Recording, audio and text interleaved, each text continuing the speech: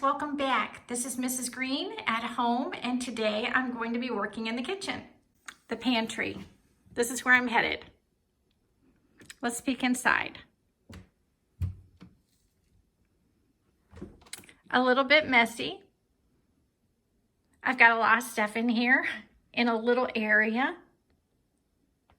I need to throw away whatever has expired. I'm going to have to get rid of whatever we don't want and try to organize what we decide to keep. Okay, stay tuned.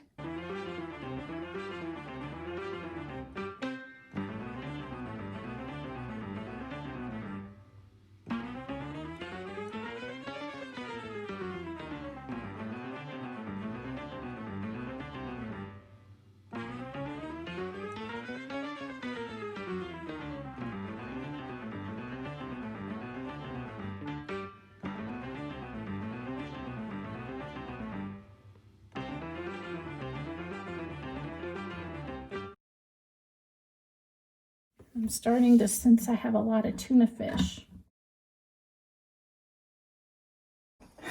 We must really like tuna fish. I've got tons of tuna fish. Okay, you guys, I'm back. So here's just an update. I've got 2 shelves lined with the new paper, and I've got 3 to go. And I'm not using like traditional shelf paper. This is just brown paper. Comes on a big roll like at Home Depot. But, you know, it's inexpensive.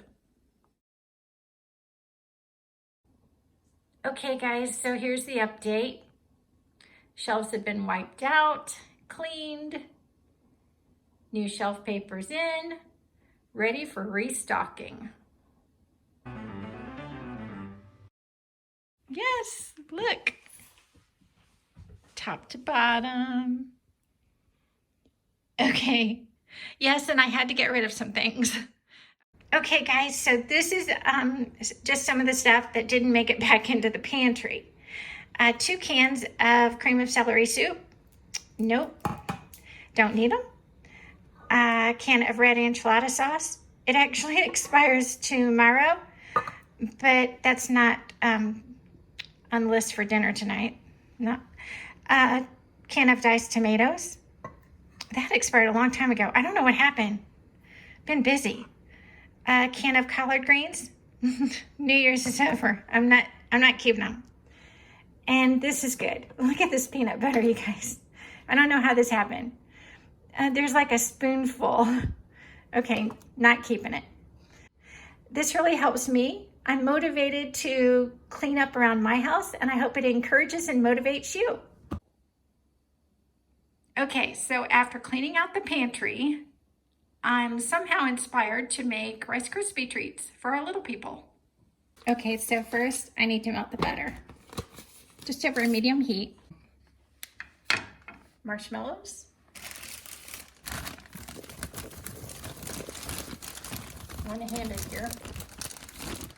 More marshmallows. Yes, I'm going with it. Okay, so it's 2 bags of mini marshmallows, 2 cups of reserve dough to put in at the end. The salt goes in,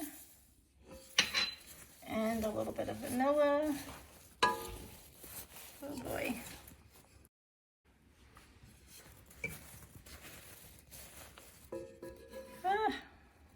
Okay. Stirring until marshmallows are melted. Stirring. Okay, and it's just back over medium heat for the marshmallows to melt. Oh yes, melting marshmallows. It's looking good.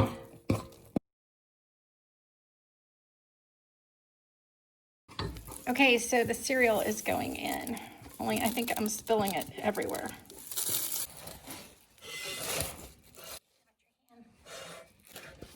Two cups of reserved marshmallows going in, and we mix until just combined.